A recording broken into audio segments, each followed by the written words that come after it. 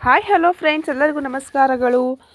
ಯಾರೆಲ್ಲ ಹೊಸಬರು ಇನ್ನೂ ನಮ್ಮ ಚಾನಲ್ಗೆ ಸಬ್ಸ್ಕ್ರೈಬ್ ಮಾಡಿಕೊಳ್ಳದೆ ಹಾಗೆ ವಿಡಿಯೋ ನೋಡ್ತಾ ಇದ್ದೀರೋ ಪ್ಲೀಸ್ ಸಬ್ಸ್ಕ್ರೈಬ್ ಮಾಡಿಕೊಳ್ಳಿ. ಮತ್ತೆ ಮನಸ್ಸಾಗಿದೆ ಭಾಗ 3. ರೋಮಿಯೋ ಪ್ರಪಂಚವೇ ಮೆಚ್ಚಿದ ದೊಡ್ಡ ಪ್ರೇಮಿ. ಜೂಲಿಯೆಟ್ ಕಡೆಗೆ ಅವನಿದ್ದ ಪ್ರೇಮ ತುಂಬ ಅಗಾಧವಾದದ್ದು. ಪ್ರೇಮಕ್ಕೆ ಒಂದು ಅರ್ಥ ಕಲ್ಪಿಸಿದ್ದೇ ಶೇಕ್ಸ್ಪಿಯರ್. ಈ ನಾಟಕದ ಮೂಲಕ ರೋಮಿಯೋ ಮುಖಾಂತರ ಶೇಕ್ಸ್ಪಿಯರ್ ತನ್ನ ಮನಸ್ಸಿನ ಭಾವನೆಗಳನ್ನು ಹೇಳಿಕೊಂಡಿದ್ದಾನೆ. ರೋಮಿಯೋ ತನ್ನ ಪ್ರೇಮ ನಿವೇದನವನ್ನು ಮಾಡುವಾಗ ಹೇಳುತ್ತಾನೆ, ಪ್ರಿಯೆ, ನಿನ್ನನ್ನು ನಾನು ನನ್ನ ಜೀವಕ್ಕಿಂತ ಹೆಚ್ಚಾಗಿ ಪ್ರೀತಿಸುತ್ತೇನೆ.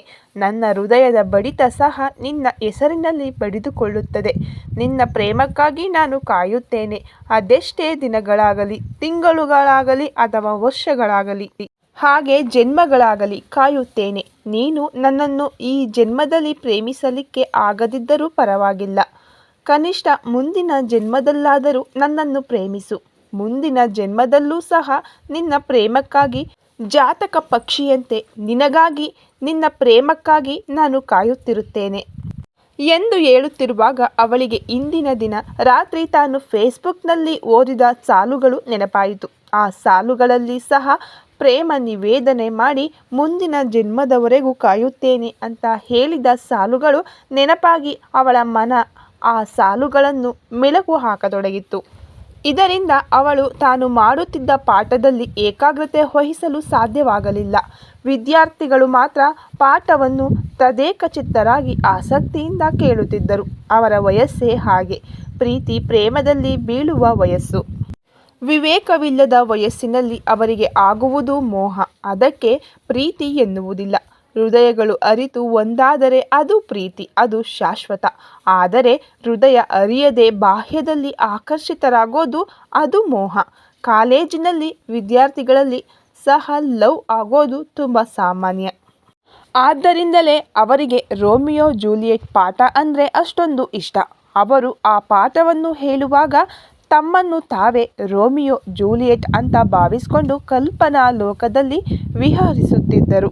ಅಂತಹ ಪರಿಣಾಮ ಭರಿತ ಶಕ್ತಿ ಶೇಕ್ಸ್ಪಿಯರ್ ರಚಿಸಿದ ಕೃತಿಗಳಲ್ಲಿದ್ದರೆ ಆ ಕೃತಿಗಳಿಗೆ ತನ್ನ ಬೋಧನೆಯ ಮೂಲಕ ಇನ್ನಷ್ಟು ಮೆರುಗು ತುಂಬುತ್ತಿದ್ದವಳು ಸಂಸ್ಕೃತಿ. ಆದರೆ ಅವಳು ಮೊದಲ ಬಾರಿಗೆ ತನ್ನ ಏಕಾಗ್ರತೆಯನ್ನು ಪಾಠ ಹೇಳುವಾಗ ಕಳೆದುಕೊಂಡಿದ್ದಳು. ಅವಳಿಗೆ ಮುಂದೆ ಪಾಠ ಮಾಡುವುದಕ್ಕೆ ಆಗಲಿಲ್ಲ.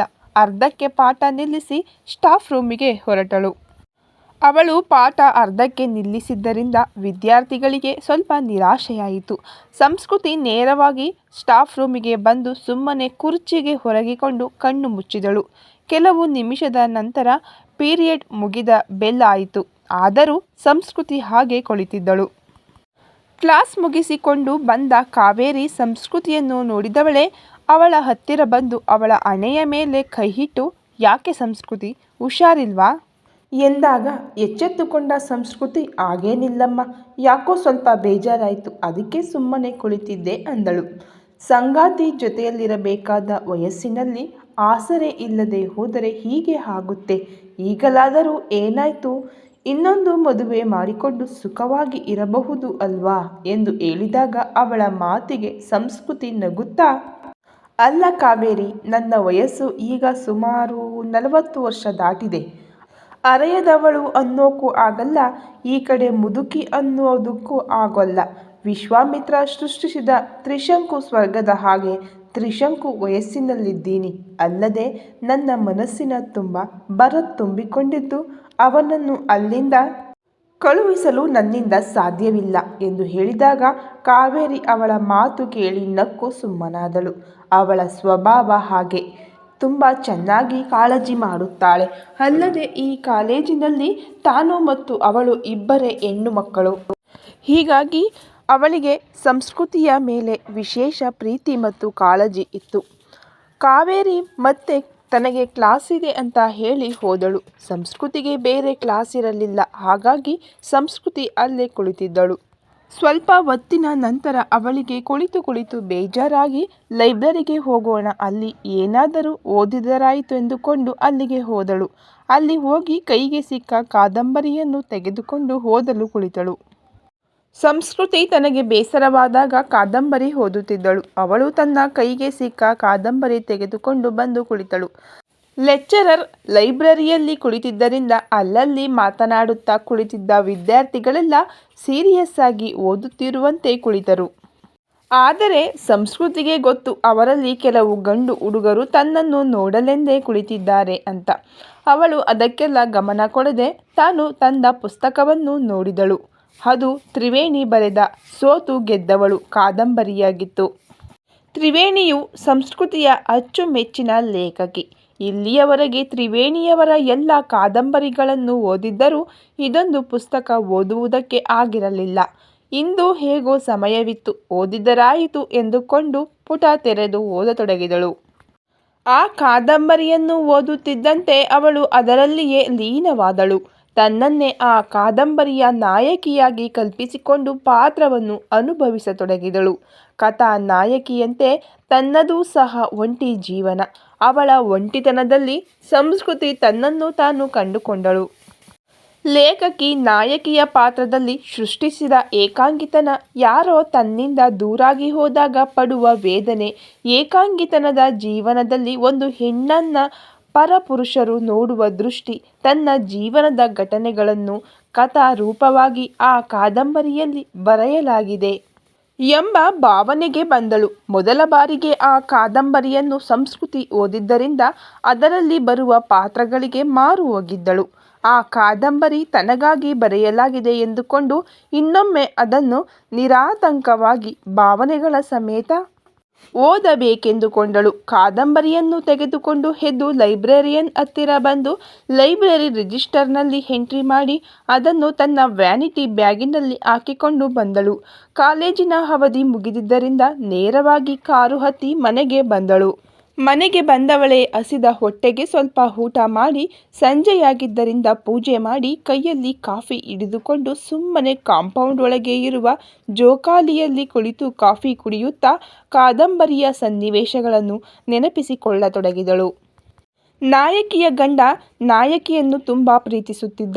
ಅವಳು ಅಲಂಕಾರ ಮಾಡಿಕೊಂಡರೆ ಅದನ್ನು ಅವನು ಕೆಡಿಸುವ ತನಕ ಅವನಿಗೆ ಸಮಾಧಾನವಿರುತ್ತಿರಲಿಲ್ಲ. ಇಂತಹ ಅನೇಕ ಪ್ರಣಯಭರಿತ ಪ್ರಸಂಗಗಳನ್ನು ತುಂಬ ಚೆನ್ನಾಗಿ ಕಾದಂಬರಿಯಲ್ಲಿ ಸೃಷ್ಟಿಸಲಾಗಿತ್ತು. ಅವುಗಳನ್ನು ಓದುತ್ತಿದ್ದರೆ ಯಾರಿಗಾದರೂ ತಮ್ಮ ಸಂಗಾತಿಯನ್ನು ಬಿಟ್ಟು ಹೋಗದೆ ಇರುವಂಥ ಆಸೆಯಾಗುತ್ತಿತ್ತು. ಇಂತಹ ಪ್ರಸಂಗಗಳನ್ನು ತನ್ನ ಜೀವನದಲ್ಲಿ ಸಂಸ್ಕೃತಿ ಕಂಡುಕೊಂಡಿದ್ದಳು ಭರತ್ ಜೀವಂತವಿದ್ದಾಗ. ಆದರೆ ಈಗ ಅವೆಲ್ಲ ಕೇವಲ ನೆನಪುಗಳು ಮಾತ್ರ. ಹಳೆ ಸುಖದ ನೆನಪುಗಳನ್ನು ಮಾಡಿಕೊಳ್ಳುವಾಗ ಅದರಲ್ಲಿಯೂ ಏನೋ ಸುಖ ಇರುತ್ತೆ. ಹಾಗೆ ಅದೇ ಗುಂಗಿನಲ್ಲಿ ಮುಳುಗಿದ್ದ ಸಂಸ್ಕೃತಿಗೆ ಕತ್ತಲೆಯಾಗಿದ್ದು ಗೊತ್ತಾಗಲಿಲ್ಲ. ಪಕ್ಕದ ಮನೆಯ ಲೈಟ್ ಹಾಕಿದಾಗ ಎಚ್ಚರಗೊಂಡ ಸಂಸ್ಕೃತಿ ಆವಾಗ ಅವಳಿಗೆ ಕತ್ತಲೆಯಾಗಿದೆ ಅಂತ ಗೊತ್ತಾಗಿ ಹೋಗಿ ತಾನು ಮನೆಯ ಲೈಟ್ ಹಾಕಿದಳು. ಅಡುಗೆ ಮನೆಗೆ ಹೋಗಿ ಅನ್ನ ಮಾಡಿಕೊಂಡು ಊಟ ಮಾಡಿ ಸ್ವಲ್ಪ ಹೊತ್ತು ಟಿವಿ ನೋಡಬೇಕು ಎಂದುಕೊಂಡಾಗ ಯಾಕೋ ಅವಳಿಗೆ ಟಿವಿ ಕಡೆಗೆ ನೋಡುವ ಮನಸ್ಸಾಗಲಿಲ್ಲ. ಆಫ್ ಮಾಡಿದವಳೆ ಎಲ್ಲ ಡೋರ್ ಲಾಕ್ ಮಾಡಿ ಬೆಡ್ರೂಮಿಗೆ ಹೋದಳು. ಮಂಚದ ಬದಿ ಇರುವ ಟೇಬಲ್ ಮೇಲೆ ತಾನು ಲೈಬ್ರರಿಯಿಂದ ತಂದ ಪುಸ್ತಕವನ್ನು ಇಟ್ಟಿದ್ದಳು. ಅದನ್ನು ತೆಗೆದುಕೊಂಡು ಬೆಡ್ ಮೇಲೆ ಮಲಗಿಕೊಂಡು ಮತ್ತೊಮ್ಮೆ ಅದನ್ನು ನಿಧಾನವಾಗಿ ಓದತೊಡಗಿದಳು. ಸಾವಕಾಶವಾಗಿ ಪ್ರತಿ ಸನ್ನಿವೇಶವನ್ನು ತನ್ನ ಕಣ್ಣ ಮುಂದೆ ತಂದುಕೊಂಡು ಓದುತ್ತಿದ್ದಾಗ ನಾಯಕಿ ಮತ್ತು ಅವಳ ಗಂಡನ ಪ್ರಣಯದ ಸನ್ನಿವೇಶ ಬಂದಾಗ ತನ್ನ ಗಂಡನ ನೆನಪಾಗಿ ಭಾವೋದ್ವೇಗಕ್ಕೆ ಒಳಗಾದಳು. ಭರತ್ ನೆನಪಾಗಿ ಅವಳ ಕಣ್ಣಲ್ಲಿ ನೀರು ಬಂತು. ಇಷ್ಟು ದಿನ ಅವನ ನೆನಪು ಅವಳಿಗೆ ಹಿತ ನೀಡುತ್ತಿತ್ತು. ನೆನಪುಗಳೇ ಹಾಗೆ ಅಲ್ಲವೇ? ಅದರಲ್ಲಿಯೂ ಮನಸ್ಸಿನ ಭಾವನೆಗಳನ್ನು ಮುದಗೊಳಿಸುವ ಪ್ರಣಯದ ನೆನಪುಗಳಿಗೆ ಅದರದ್ದೇ ಆದ ಶಕ್ತಿ ಇರುವುದು. ಒಬ್ಬ ಮನುಷ್ಯ ಇಲ್ಲದಿದ್ದರೂ ಇರುವ ಹಾಗೆ ಮಾಡುವುದೇ ಆ ನೆನಪು. ಆ ಪುಸ್ತಕವನ್ನು ಓದುತ್ತಿದ್ದಂತೆ ಅವಳಿಗೆ ಅವನ ಇಲ್ಲದಿರುವಿಕೆ ಅನುಭವಕ್ಕೆ ಬರತೊಡಗಿತು. ಒಬ್ಬ ವ್ಯಕ್ತಿ ದೂರದಲ್ಲಿದ್ದರೆ ಅವನು ಇದ್ದಾನೆ, ಇಂದಲ್ಲ ನಾಳೆ ಬರುತ್ತಾನೆ ಎಂಬ ಭರವಸೆ ಇರುತ್ತದೆ. ಆದರೆ ಇಲ್ಲದಿರುವ ವ್ಯಕ್ತಿ ಬರುತ್ತಾನೆಂಬ ಭರವಸೆಯೂ ಇರುವುದೇ ಇಲ್ಲ. ಅಲ್ಲದೆ ಅವನ ನೆನಪು ಮಾತ್ರ ಅವನ ಇರುವಿಕೆಯನ್ನು ಮನಸ್ಸಿನಲ್ಲಿ ತೋರಿಸಿಕೊಡುತ್ತದೆ. ಆದರೆ ಪ್ರಾಕ್ಟಿಕಲ್ನಲ್ಲಿ ಅದು ಅಸಾಧ್ಯದ ಮಾತು. ಮೊದಮೊದಲು ಭರತ್ ತನ್ನ ಹತ್ತಿರವೇ ಇದ್ದಾನೆ ಎಂದುಕೊಂಡ ಸಂಸ್ಕೃತಿ ಅವನನ್ನು ನೆನಪಿಸಿಕೊಳ್ಳುತ್ತಾ ಅವನ ಇರುವಿಕೆಯನ್ನು ಫೀಲ್ ಮಾಡಿಕೊಳ್ಳುತ್ತಲಿದ್ದಳು. ಆದರೆ ಈಗ ಅವಳಿಗೆ ಪ್ರಾಕ್ಟಿಕಲ್ಲಾಗಿ ಅವನು ಇಲ್ಲದಿರುವುದು ಫೀಲ್ ಆಗ್ತಿತ್ತು. ಸುಮಾರು ಹೊತ್ತು ಹಾಗೆ ಅವನ ನೆನಪಿನಲ್ಲಿಯೇ ಕಣ್ಣಲ್ಲಿ ನೀರು ತುಂಬಿಕೊಂಡು ಮಲಗಿದಳು. ನಿದ್ರೆ ಬರಲಿಲ್ಲ. ಪಕ್ಕದ ಮನೆಯ ಮುದುಕಪ್ಪ ತನ್ನ ಮನೆಯಲ್ಲಿ ಟೇಪ್ ರಿಕಾರ್ಡರ್ನಲ್ಲಿ ಹಾಡೊಂದು ಹಾಕಿದ್ದ.